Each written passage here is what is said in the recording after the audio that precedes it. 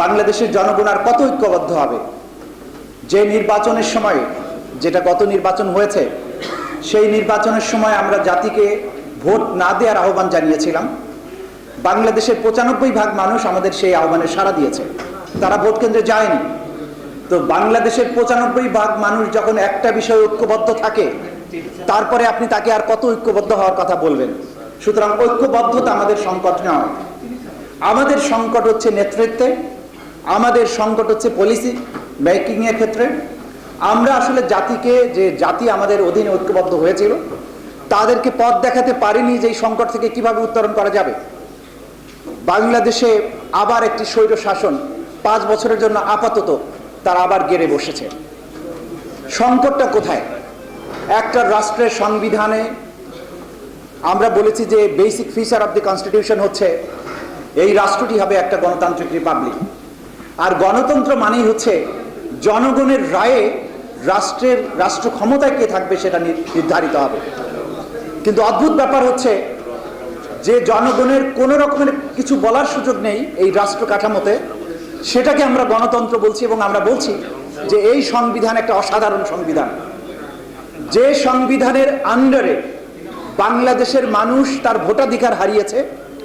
ভোটাধিকার রাষ্ট্রের এই নাগরিকের যে স্ট্যাটাস ছিল আমাদের, সেইটার থেকে ক্রমাগত আমরা প্রথমে পার্মানেন্ট রেসিডেন্ট এবং আস্তে আস্তে কৃতদাসে পরিণত হচ্ছে। সেই সংবিধান জাতির প্রয়োজন যেটা মেটাতে পারে না, সেই সংবিধানকে অবশ্যই নতুন করে পুনর্বিবেচনা করতে হবে এবং এই রাষ্ট্রের প্রয়োজনের সংবিধানকে নতুন করে প্রণয়ন করতে হবে। দেখুন, সংকটের কথা যদি আলোচনা করেন, এত বিস্তৃত বিষয় যে আমাদের বিশ্ববিদ্যালয়গুলোতে, ঢাকা বিশ্ববিদ্যালয়কে যখন প্রতিষ্ঠিত হয়েছিল তখন পশ্চিমবঙ্গের দাদাবাবুরা এটার বিরোধিতা করেছিলেন। তারা বলেছিলেন ঢাকা শহরে শেয়াল, কুকুর আর নেড়ে ছাড়া আর কিছু থাকে না, সেই ঢাকা শহরে বিশ্ববিদ্যালয়ের কি দরকার? কিন্তু তাদের মুখে ছাই দিয়ে ঢাকা বিশ্ববিদ্যালয় প্রতিষ্ঠিত হয়েছিল। এক সময় আমরা গর্ব করেছি, প্রাচ্যের অক্সফোর্ড বলা হয়েছে এটাকে। কিন্তু সেই ঢাকা বিশ্ববিদ্যালয়ে আজকে শিক্ষার কি স্ট্যান্ডার্ড, শিক্ষার কি মান, সেটা বোঝা যায় যখন বিশ্ববিদ্যালয়ের একসময় যিনি ভাইস চ্যান্সেলর ছিলেন তিনি বললেন যে ঢাকা বিশ্ববিদ্যালয়ে 10 টাকায় 1 কাপ চা, একটা চপ, একটা সিঙ্গারা পাওয়া যায়। এর চেয়ে গর্বের বিষয় নাকি ঢাকা বিশ্ববিদ্যালয়ের আর কিছু নেই? একটা জাতির জীবনে এমন ঘোর অমানিসা আর কখনো আসবে কিনা আমরা জানি না, যে বিশ্ববিদ্যালয় থেকে জ্ঞানের আলো ছড়ানোর কথা, গবেষণা হবার কথা, গোটা বাংলাদেশকে আলো দেখানোর কথা, সেই বিশ্ববিদ্যালয়ের ভিসির গর্বের বিষয় হচ্ছে 10 টাকার চা, চপ এবং সিঙ্গারা। সুতরাং এই রকম লোকদেরকে যখন আমরা বিশ্ববিদ্যালয়ের শিক্ষক হিসেবে নিয়োগ দিয়েছি, এই জাতির সংকট নিয়ে আর বেশি আলোচনা করার প্রয়োজন হবে না। ঢাকা বিশ্ববিদ্যালয়ের নোটিশ বোর্ডে যদি বাংলায় একটা নোটিশ দেয়া হয়, 15 লাইনে 25টা বাংলা বানান ভুল পাওয়া যায়, এটা বারবার আমরা দেখেছি। তাহলে এই বিশ্ববিদ্যালয় দিয়ে আমি করবোটা কি? কারণ এই বিশ্ববিদ্যালয়ের স্ট্যান্ডার্ডটা এরকম হওয়ার পেছনে কারণ হচ্ছে যে শিক্ষিত লোকদেরকে আমরা এখানে নিয়োগ দেইনি। দলবাজ, যে তোষামদিতে পারদর্শী, তাকে বিশ্ববিদ্যালয়ের ভাইস চ্যান্সেলর করা হয়েছে। ফলশ্রুতিতে এই চা, চপ এবং সিঙ্গারার এই সিনড্রোম আমাদেরকে গ্রাস করেছে।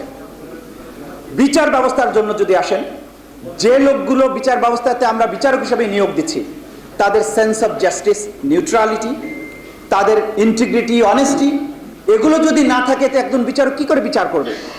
আজকে মাওলানা মামুনুল হক সাহেবের মুক্তির জন্য আমরা কথা বলছি। যে মামলায় তাকে গ্রেপ্তার করা হয়েছে তার চেয়ে হাজার হাজার গুণ বেশি গ্রিভিয়াস অফেন্স হয়েছে।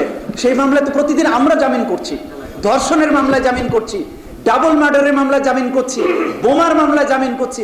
মামুনুল হক সাহেব তো পারমাণবিক বোমা বানান নাই, তাহলে 3 বছরে তিনি কেন জামিন পাবেন না? বোঝা যায় যে আমাদের বিচার ব্যবস্থা এই নিরপেক্ষতার সাথে ন্যায় বিচার করতে তারা ব্যর্থ হচ্ছে। কারণ হচ্ছে এই বিচার ব্যবস্থাকে আমরা দলীয়করণ করতে করতে এমন একটা পর্যায়ে নিয়ে গেছি যে এই বিচার ব্যবস্থা এই জাতির চাহিদা পূরণ করতে আর সক্ষম নয়। সুতরাং রাজনৈতিক নেতৃবৃন্দকে সিদ্ধান্ত নিতে হবে যে আমরা বিচার ব্যবস্থাটাকে কিভাবে পুনর্গঠন করব। জাজ নিয়োগের ব্যাপারে নীতিমালা করেন নাই, এখানে অনেক জাতীয় নেতারা আছেন, কেউ ক্ষমতায় কখনো ছিলেন, বাকিরা ছিলেন না হয়তোবা। বিচারক নিয়োগের ক্ষেত্রে কোন লোককে বিচারক, কি যোগ্যতা থাকলে নিয়োগ করা যাবে, সেই বিচারকের নীতিমালা আজ পর্যন্ত, নিয়োগের নীতিমালা আপনারা ঠিক করতে পারেন না। সুতরাং এই জাতির সংকট কত জায়গায় আপনি আলোচনা করবেন। পাঠ্যপুস্তকে দশম শ্রেণীর ছাত্রকে যদি ট্রাক আর কলা চেনাতে হয়, তাহলে এই জাতির কি শিক্ষা এখান থেকে লাভ করবে? একইভাবে মাদ্রাসা শিক্ষায় যারা শিক্ষিত হচ্ছেন, দেখেন মাদ্রাসা শিক্ষায় দ্বীনি ইলম আপনারা শিখছেন, ঠিক আছে, কিন্তু মুসলমানের সীমাবদ্ধতা তো দ্বীনি ইলমের মধ্যে নয়। গোটা দুনিয়াকে তো আপনারা একসময় নেতৃত্ব দিয়েছেন। যারা 3 মহাদেশ জুড়ে একই সাথে নেতৃত্ব দিয়েছে, লক্ষ লক্ষ বর্গ কিলোমিটারের দেশ, পররাষ্ট্রনীতি, যুদ্ধ, অর্থনীতি সবকিছুতে জ্ঞান গরিমায় যারা গোটা দুনিয়াকে নেতৃত্ব দিয়েছে, আপনাদের সীমাবদ্ধতা আজকে কয়েকটা কিতাবের মধ্যে গিয়ে ঠেকেছে। আপনাকে যদি প্রশ্ন করা হয় যে আপনি কিভাবে আধুনিক রাষ্ট্র ব্যবস্থাটা চালাবেন, অর্থনীতিটা আজকে এই যে আজকে দুনিয়ার যে অর্থনীতি আছে, আপনাকে যদি আমি অর্থমন্ত্রী বানিয়ে দেই, লোটাস কামাল সাহেব ব্যর্থ হয়েছেন, উনি বলেছেন বাজেট আমি বুঝি না। যে লোক বাজেট বোঝে না তিনি আমাদের অর্থমন্ত্রী। কিন্তু পাশাপাশি কথা হচ্ছে, আমি যদি আপনাকে আজকে অর্থমন্ত্রী বানিয়ে দিই, আপনি কি দেশ চালাতে পারবেন? সুতরাং যে যোগ্যতা আপনাদের অর্জন করার কথা ছিল আমাদের মাদ্রাসা শিক্ষিত ভাইদের, তারাও কিন্তু সেই যোগ্যতা অর্জন করতে পারেনি। বিশ্ববিদ্যালয়ের কথা তো বললাম। সুতরাং আমরা যা প্রোডাকশন করছি, আমাদের কপালে পরিণতিটা সেই রকমই হবে। আজকে এই বাংলাদেশকে নতুন করে পুনর্গঠনের শপথ নিতে হবে। আমাদের রাজনীতিবিদরা রাজনীতি আন্দোলন করেছেন, বারবার করেছেন, আন্দোলন করার পরে ব্যর্থ হয়েছেন। আমরা বলেছিলাম যে নির্বাচন হতে দেব না। নির্বাচনের আগের দিন কর্মসূচি দিয়েছি কি লিফলেট বিতরণ।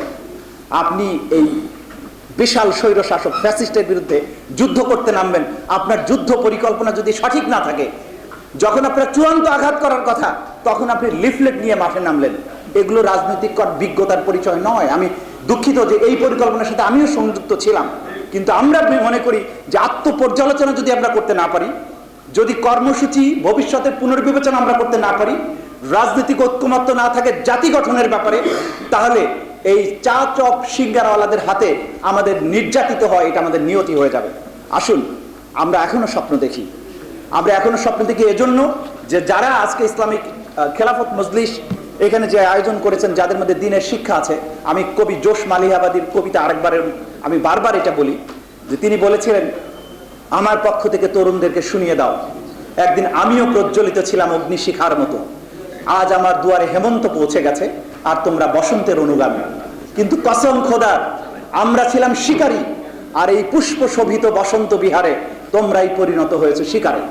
যে মুসলমানেরা একদিন গোটা দুনিয়ায় শিকারীর ভূমিকা ছিল, আপনারা আজকে একটা তুচ্ছ শিকারে পরিণত হয়েছে। এই জায়গাটা বিশ্লেষণ করতে না পারলে এই সংকটের সমাধান কখনোই আমরা করতে পারবো না। সবশেষে মাওলানা মামুনুল হক সাহেবের অবিলম্বে মুক্তির দাবি জানিয়ে, তার প্রতি জাস্টিস করার আহ্বান জানিয়ে